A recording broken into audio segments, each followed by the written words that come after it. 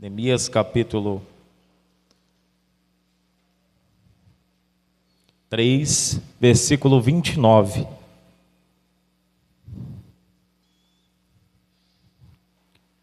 Neemias 3. Deus abençoe. Neemias 3, 29 é o versículo que nós estaremos lendo nesta noite. Amém? Porta do Oriente. Tenho certeza que Deus irá falar conosco de maneira poderosa, tendo em vista que cada porta dessa tem um significado espiritual para nós. Todos nós temos a porta do Oriente na nossa vida e vamos restaurá-la. Neemias 3, 29. Depois deles reparou Zadok, filho de Imer, defronte de sua casa, e depois dele reparou Semaías, filho de Secanias, guarda da porta oriental. Amém? Pode tomar seu assento, glorificando ao nome do Senhor Jesus. Nós estamos falando já algumas sextas-feiras sobre restaurando as portas da nossa vida. E nós iniciamos aqui com o propósito de identificar qual área da nossa vida que está danificada. Qual porta da nossa vida está danificada e precisa ser restaurada. Nós já falamos aqui que porta fala de tanto instrumento de defesa, como também a porta aqui, nesse sentido espiritual, também fala de ataque. Porta também fala de proteção. Se a porta está aberta, nós estamos vulneráveis. E nós estamos falando e identificando a necessidade de restaurar algumas áreas da nossa vida. A primeira porta que nós tratamos aqui foi a porta das ovelhas, consagração, entrega, culto. A segunda porta foi a porta dos peixes, crescimento, expansão, evangelismo. A terceira porta foi a porta velha, a porta das memórias, onde nós fomos aí lembrados de que há uma necessidade de olhar para trás para ver se nada se perdeu dos nossos princípios no meio do caminho. A quarta porta foi a porta do vale. Vigilância, oração, purificação, limpeza, tudo isso. A quinta porta foi a porta do monturo, onde nós vimos a necessidade de fazer alguns descartes na nossa vida. Pegar desse coração e arrancar algumas coisas, lançar fora aquilo que não se pode mais manter guardado em nós. Amém? O que é lixo é para ser jogado fora. A sexta porta foi a porta da fonte, purificação, cura, suficiência em Cristo, onde nós falamos sobre a necessidade de se satisfazer em Deus. Já diz Salmos 37, 4: deleita-te no Senhor, tenha prazer no Senhor, entrega o teu caminho ao Senhor, confia nele, o mais ele fará. A sétima porta foi a porta do cárcere, libertação dos pecados, libertação dos vícios e libertação dos traumas. Foi falado aqui pelo nosso pastor Edilson. A oitava porta foi a porta das águas, onde foi falado sobre purificação espiritual, renovação, profundidade espiritual, que foi falado aqui. A nona porta foi a porta... Qual porta foi, irmãos? Qual foi a nona porta? Porta dos cavalos, irmãos. Vamos lembrar em nome de Jesus. Tudo aquilo que nós temos aqui trabalhado tem que ter relevância em nossas vidas. Então foi a porta dos cavalos, que remete ao quê? A porta dos cavalos, onde os valentes da cidade saíam com tropas armadas para a guerra. E isso nos leva a lembrar que o evangelho não é um parque de diversão. O Evangelho não é só flores, mas é guerra. Por isso que Paulo termina a vida dizendo: combati o bom combate. Quem combate é valente, é guerreiro. Então entenda, o Senhor te chamou como combatente, te chamou como soldado dele, para poder militar nessa obra, nessa grande obra que é o Evangelho. E hoje nós chegamos na porta do Oriente, já a fim de trazer aqui, irmãos, uma introdução breve. Porta do Oriente, que vai falar sobre sacrifício, limpeza e também oração e esperança. Coisa gloriosa é o que nós vamos encontrar nessa porta do Oriente. Nós poderíamos tratar ela, por último, pelos princípios espirituais que ela tem. Mas como aqui menciona no texto ela, nessa sequência, nós escolhemos aí tratar na mesma sequência que o texto traz.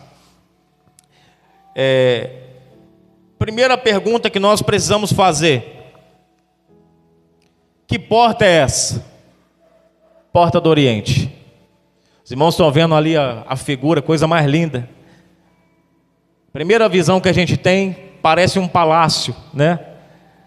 Portas douradas.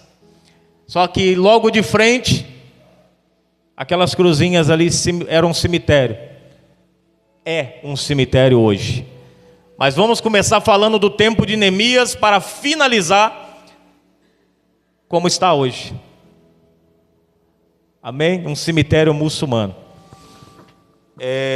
Primeiro, para nós identificarmos que porta é essa, nós temos os nomes dados a essa porta. Há vários nomes dados a ela. Se você quiser, anote. Porta Dourada, por isso que está ali. Porta de Susa. Também é chamada essa mesma porta de Porta da Misericórdia. E eu já explico por quê. Também é conhecida, há de quem diga que essa mesma é a Porta Formosa, aonde o coxo foi ali curado. Isso dizendo a respeito dessa colorização dela dourada. E por que se dava isso? É simples, a massa que foi utilizada para a construção dessa porta era uma massa amarelada. E como toda porta de templo, do tabernáculo, era um princípio estabelecido por Deus. A entrada da porta deveria estar apontada para o Oriente. Por quê? Porque o Oriente lá é a nascente do sol. O sol nascia, os primeiros raios solares já batia na tenda, no tabernáculo, depois no templo e na porta formosa, ou na porta dourada. Por que eu estou dizendo isso, irmãos? O que tem a ver templo? Porque essa porta é a principal porta que leva ao templo. Era a entrada de reis e sacerdotes por essa porta. De sorte que havia ali uma multidão no meio dessa porta. Animais sendo levados ao sacrifício. Era essa porta.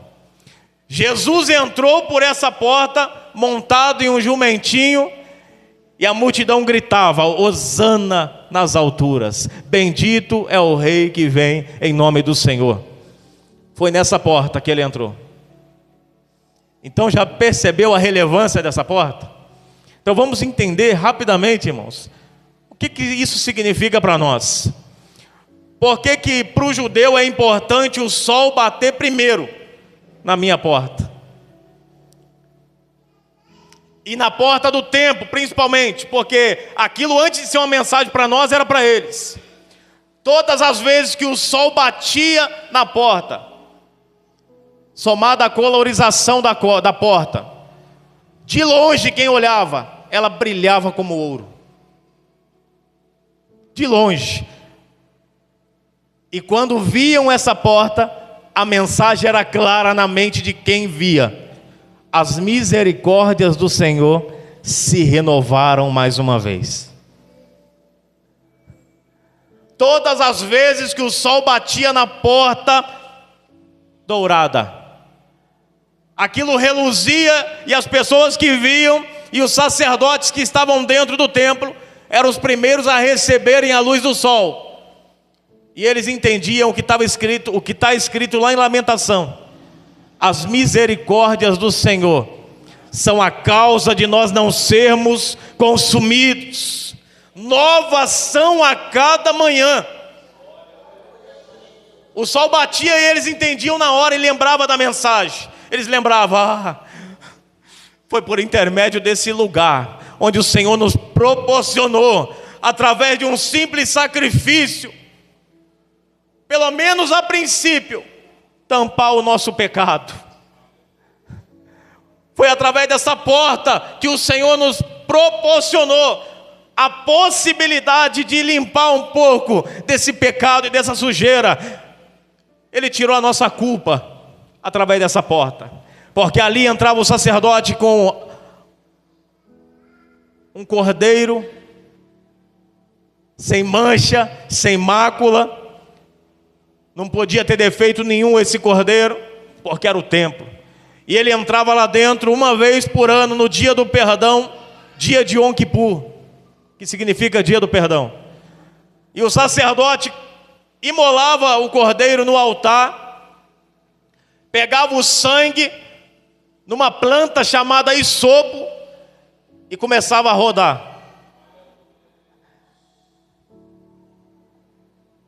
Os participantes desse culto portavam vestes brancas, para que quando saíssem do tabernáculo ou do templo, posteriormente, fosse identificado que o perdão chegou até eles. E a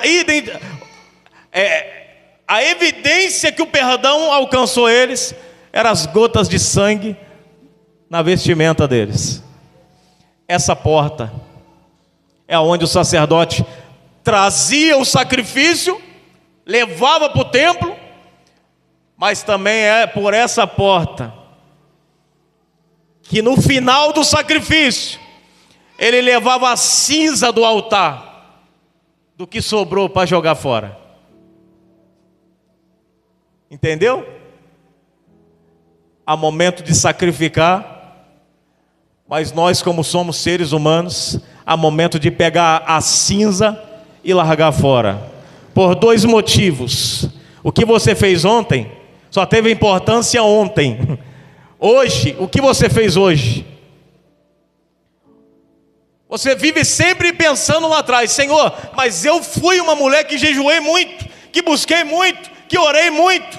Mas ele fala: mas isso valeu para ontem. A oração é para te manter de pé. Te manteve ontem, mas e hoje o que você fez?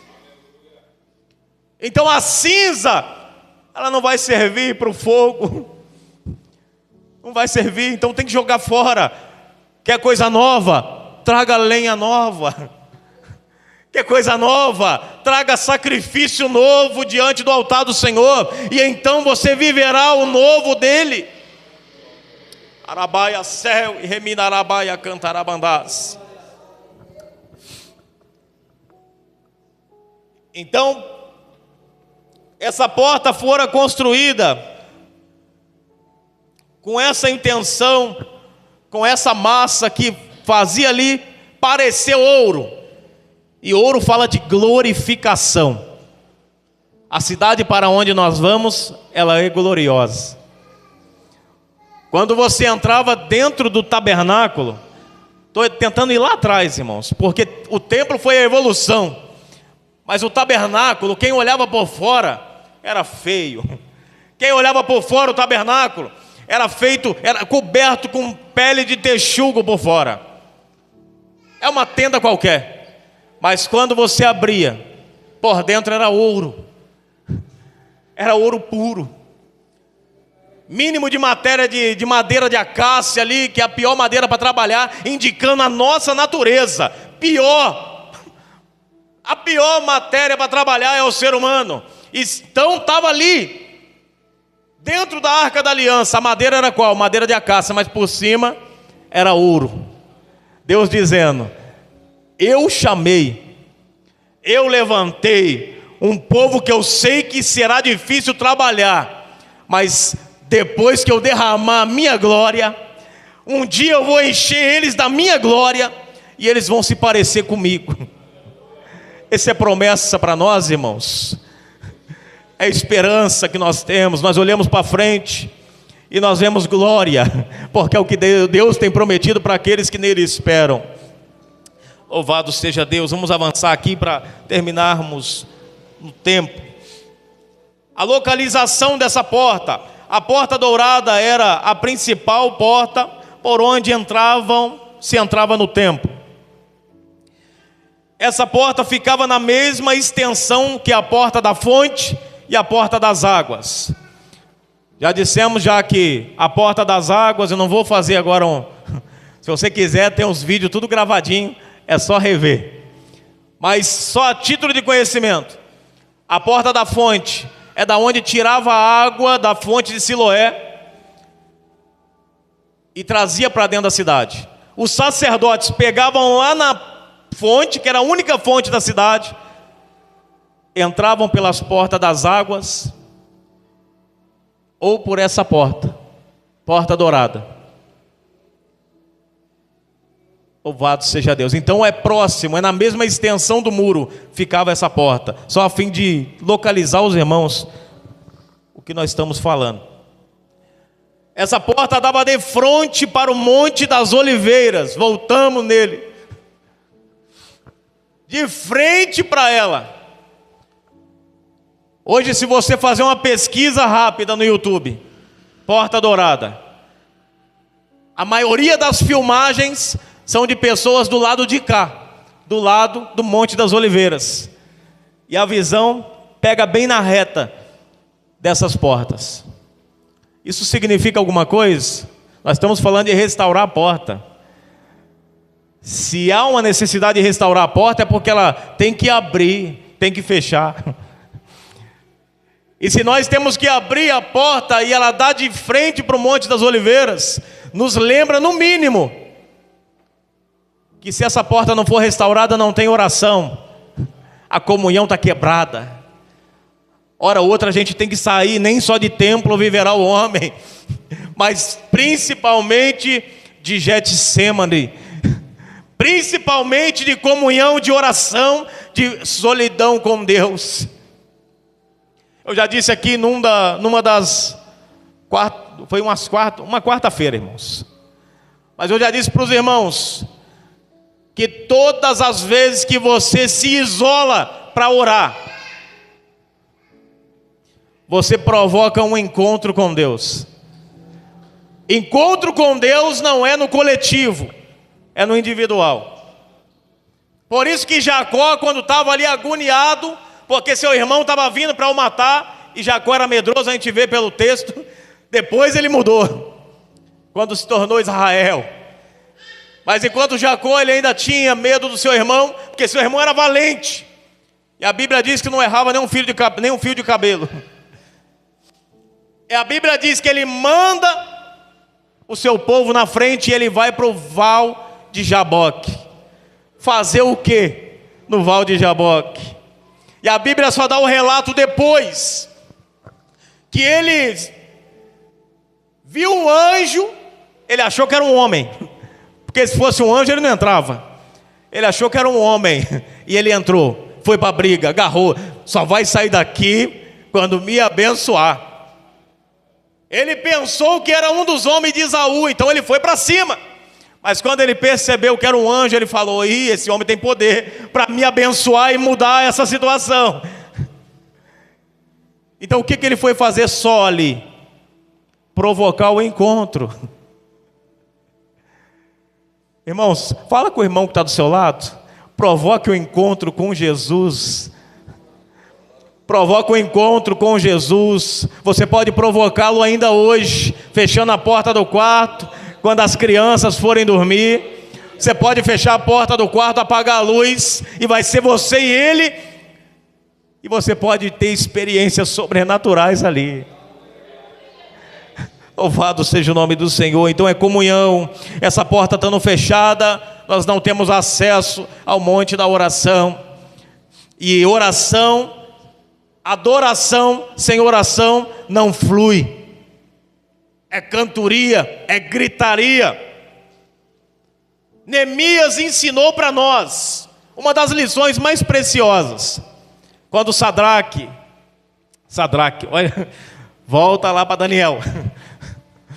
Quando Sambalate, ali e Tobias chegaram para ele, e olha a mensagem, irmãos. Parece boa, mas a intenção é mal. E Neemias, como um bom soldado, identificou a maldade. Falou: vamos para o templo do Senhor adorar. E ele falou o quê? Estamos em uma grande obra, não podemos parar. Ele ensina para nós que não há adoração se o nosso muro está fendido. Não existe adoração se ainda há brechas na nossa casa, na nossa vida. Neemias está falando: primeiro eu tenho que terminar essa obra, porque do que adianta ir lá adorar se a minha casa ainda está aberta para os ataques do inimigo? Do que adianta eu ir lá adorar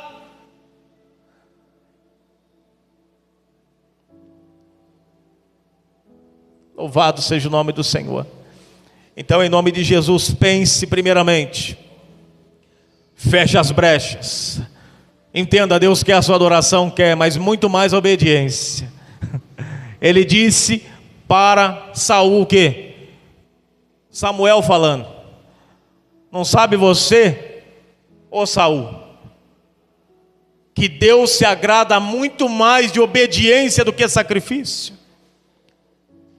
Em Salmo 51, se não me falha a memória, Davi vai dizer que de sacrifício o Senhor não se agradou, mas de obediência. Então é conduta, irmãos. Deus está muito mais preocupado com a sua conduta. Ele está muito mais preocupado a te salvar. E para isso, às vezes, vai implicar você perder algumas coisas, renunciar a algumas coisas.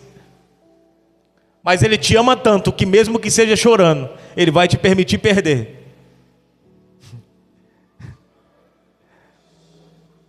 Até porque, imagine uma criança.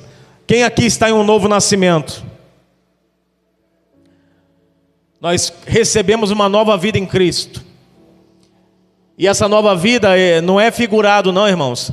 Ele vai te ensinar a caminhar de novo. Porque tudo que você aprendeu até aqui foi com você, com seu pai, com a sua mãe. Mas com Deus há coisas que você não aprendeu e precisa aprender. Então Ele vai te conduzindo, vai caminhando e ensinando o que deve fazer, o que deve ser feito. E nessa caminhada nós vamos aprendendo, nós vamos crescendo. E crescer implica perder. Crescer implica perder. Tenta colocar uma roupa de 6 meses numa criança de 1 ano. Não cabe, porque cresceu.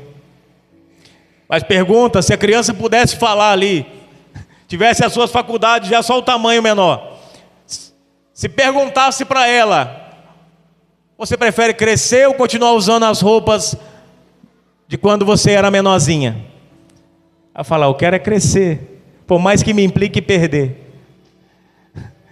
Você está entendendo que às vezes você está vivendo a mesma coisa, numa mediocridade sem tamanho, exatamente porque não aceita perder algumas coisas que tem que perder? Pessoas querendo ir embora e você sempre hora ou outra arrastando até a pessoa: não, vem para perto, você é meu, você é minha. Sendo que tem amizades que é Deus falando: deixa aí, está te fazendo mal, não quero na tua mesa, quero coisa grande para você, está te arrastando para trás. Reminarabaia, céu. Então deixa Deus cuidar da sua nova roupa, dessa roupagem nova. Deixa Ele tirar o que tiver que tirar. Quem escreveu a tua história foi Ele, não foi você. Louvado seja o nome do Senhor. Glória a Deus. Agora, para encerrar, irmãos, a história dessa porta, nós vemos aqui Jesus entrando por essa porta na entrada triunfal. E uma coisa interessante é que quando Jesus entra, todos estavam ovacionando Cristo e clamavam: Hosana. E é fácil amar o povo quando está gritando Hosana. Difícil mesmo é amar o povo quando olhar para esse povo dizendo assim: crucifica-o. O que vocês querem desse homem aí? Quero que crucificam. É Jesus olhando no meio da multidão. Lucas descreve isso. E conseguindo identificar após o galo cantar o olhar de Pedro depois de ter negado.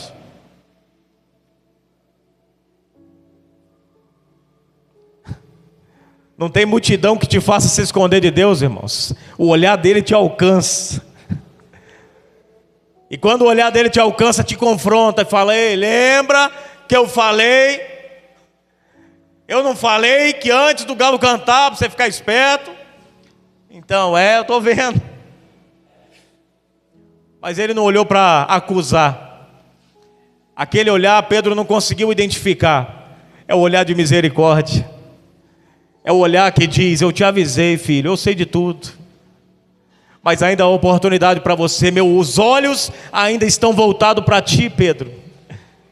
Mesmo mediante a minha tribulação, ainda estou de olho em você, Pedro. Tu é meu, menina dos meus olhos. Louvado seja o nome do Senhor. Então naquele momento ele vai, a Bíblia diz que Jesus ele acaba de ser ovacionado, e ele se coloca a um lado, e ele chora, olhando para essa porta, olhando para o Monte das Oliveiras. E ele chora por quê, irmãos? Porque ele sabia que o mesmo povo que estava ali adorando é o mesmo que iria dizer a poucos dias dali: crucificam, crucificam. Louvado seja Deus. Louvado seja o nome do Senhor. Que Deus tenha misericórdia das nossas vidas, porque muitas vezes olhamos para esse texto como se nós vivêssemos alheios a Ele. Esse povo pedindo para crucificar Cristo. A pergunta é: se você estivesse no meio do povo?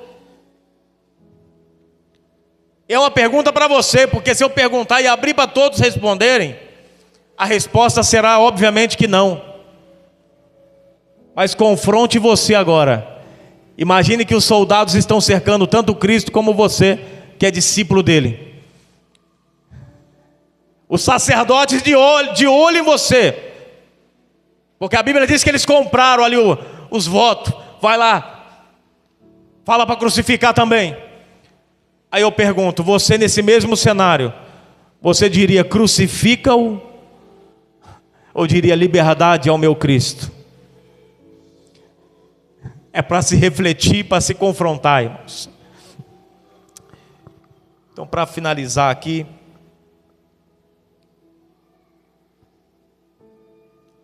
glória a Deus.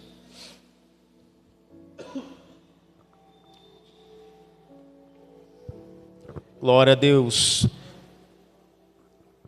Por que restaurar essa porta agora? Porque essa porta fala dos sacrifícios da vida cristã. Eu disse que ia falar de sacrifício. Já disse que é por ali que o sacerdote entrava com o cordeiro para poder oferecer no dia de Yom Kippur. E nós falamos de todas essas portas, da onde esse cordeiro veio lá da porta do gado, e ele era trazido, lavado, para poder ser oferecido a Deus. Culto tem que ser preparado, não é de qualquer jeito. Já fica uma lição para nós. Não pense você, o culto vai começar quando eu chegar na igreja. Já começou quando você, no seu coração, na sua casa, disse: hoje eu vou orar. Hoje eu vou louvar. Na minha casa. Hoje eu vou evangelizar onde eu estiver. Vou falar de Jesus. Seu culto começou. E aqui era o lugar onde o sacrifício era feito.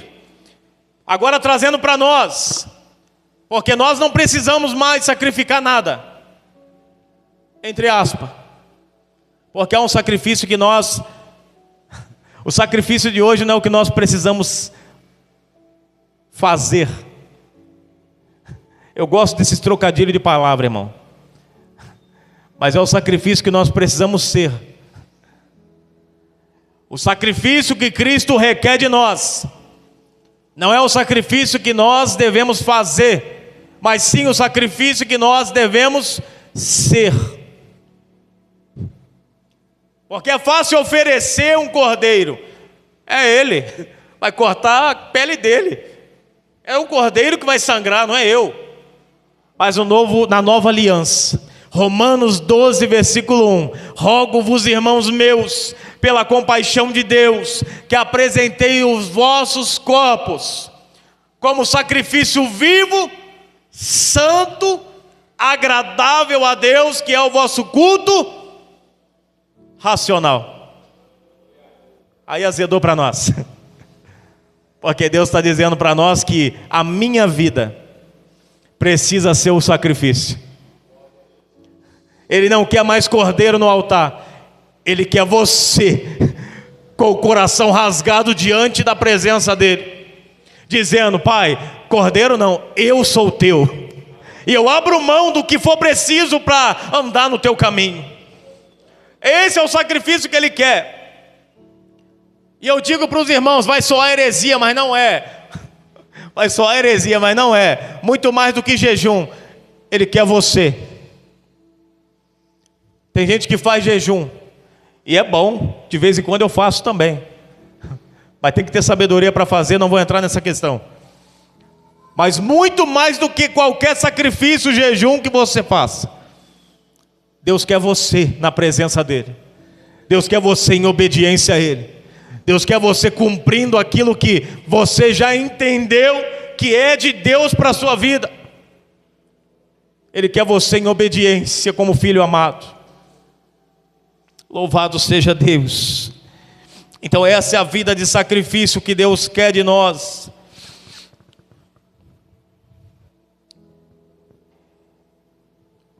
Porque essa porta, e essa porta também é a porta da lembrança. Por quê, irmãos? Por que essa porta é a porta da lembrança? Porque essa porta porque essa porta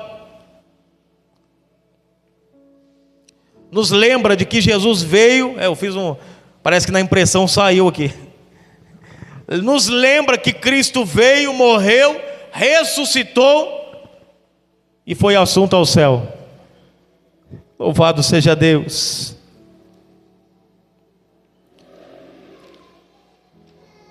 Agora só o encerramento. E agora é de verdade. Agora uma coisa que muitos não sabem, talvez,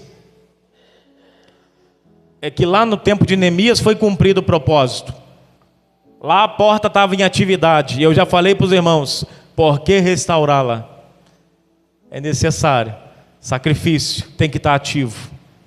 Sua vida com Deus, comunhão tem que estar ativo. Tem que tirar a cinza depois do sacrifício fora.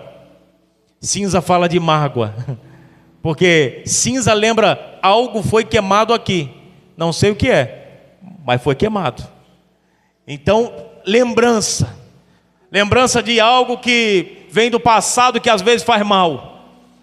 Joga essa cinza fora. Os sacerdotes todos os dias jogavam fora a cinza daquele lugar. Amém? E agora, como se encontra essa porta hoje? Porque essa porta existe ainda? Existe. Faltaria tempo aqui para falar sobre Suleiman, né? O sultão lá.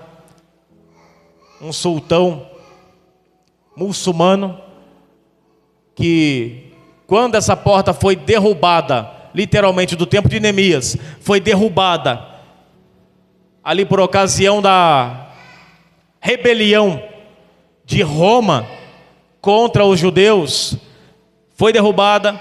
Esse árabe, ali se não me falha a memória, um árabe, construiu essa porta, fechou a muralha, só que ele bloqueou a passagem.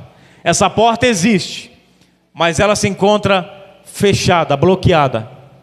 E não é bloqueada com madeira, é pedra, concreto. E o incrível, irmão, se você pesquisar, é possível identificar pedras. A arqueologia prova isso. Pedras embaixo da época de Salomão, da época de Neemias, da época de Herodes. Isso é incrível, irmãos. Tudo isso é comprovado biblicamente. Mas o que mais chama atenção sobre essa porta hoje para nós é que será por essa porta que a profecia de Ezequiel 44 irá se cumprir. O Messias entrará por ela. E lá diz que ela permanecerá fechada até que Cristo venha e entre. O incrível é que esse camarada, se não me falha a memória, é Suleiman, o nome do rapaz. Fugiu o nome, rapaz. Eu escrevi aqui, mas até eu achar. Glória a Deus. Não vou achar. Depois eu acho.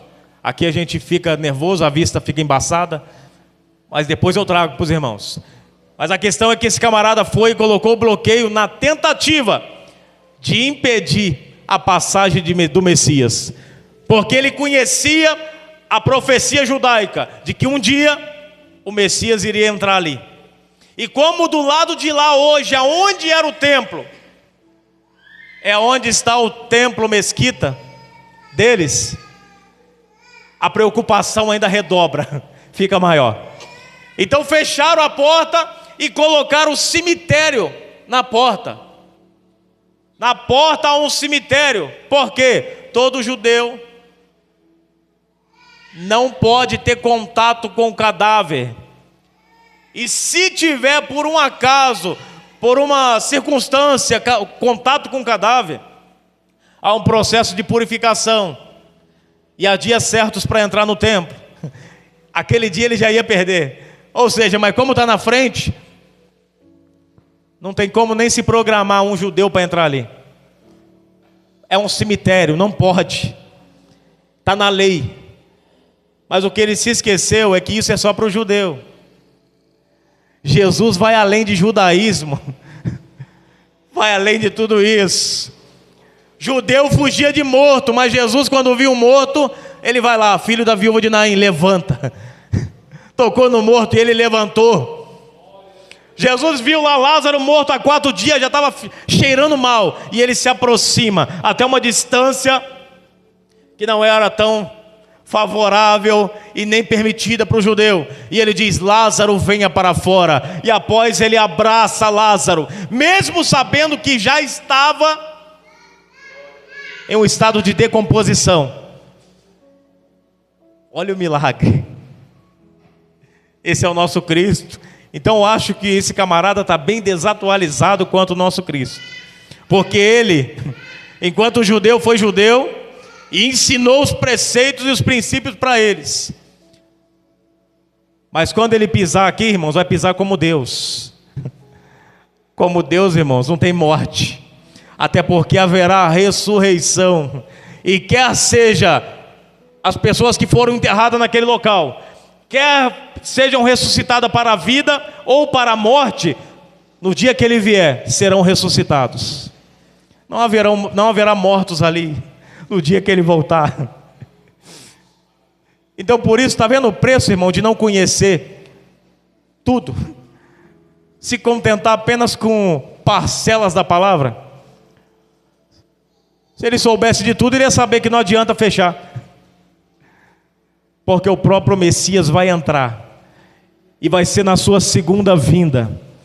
Nós estaremos com Ele. Alguém já foi em Israel, irmãos, aqui? Alguém já foi em Israel? Não, ninguém? Nem eu. É bom falar, né? Você fala de um jeito, parece que o senhor foi. Não, eu não fui, ainda não fui. Mas eu também estou descansado de ir para Jerusalém. Se você não foi, um dia você vai pisar lá naquela cidade. E vai ser justamente nesse dia que nós vamos entrar com Ele. E a Bíblia diz que Ele vai colocar os pés no Monte das Oliveiras, de frente para a porta dourada. E o monte irá fender, irá se criar um vale imenso. E o povo de Deus, juntamente com Ele, vai passar e vai entrar por essa porta, juntamente com Ele, pelo vale. Louvado seja o nome do Senhor. Quantos aqui estão ainda esperando a volta do Senhor? Louvado seja o nome do Senhor. Quantos não desistiram de esperar? Porque o dia dele virá e não tardará. Louvado seja o nome do Senhor. Eu coloquei alguns textos a mais aqui, mas não vai dar para citá-los. Apenas digo para os irmãos: continue firme e esperando. Continue tendo constância na presença de Deus, porque o mesmo Cristo que prometeu que um dia essa porta iria fechar, mesmo que no tempo da profecia ela estava aberta, hoje ela está fechada. Cumpriu-se a profecia. Agora está esperando o que, irmãos? O Messias vir para poder abri-la. E nós estaremos lá para glorificar ao nome do Senhor, para aquela grande batalha do Armagedon, tá? Não fique com medo. Batalha, mas nós vamos estar com Deus, né, irmãos? Quando a gente fala assim de batalha, de guerra, todo mundo já fica meio temeroso. Mas uma coisa é você estar com o exército da Inglaterra. Qual o melhor exército dos Estados Unidos? Que tem mais armamento bélico, né?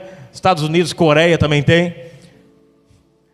Mas naquele dia, a gente não vai estar com nenhum desses exércitos, mas nós vamos estar com o próprio Deus. Próprio Deus.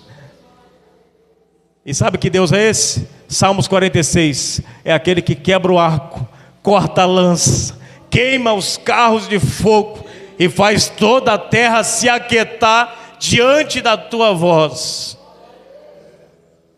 É aquele que com as conchas da sua mão, ele pega as ondas do mar.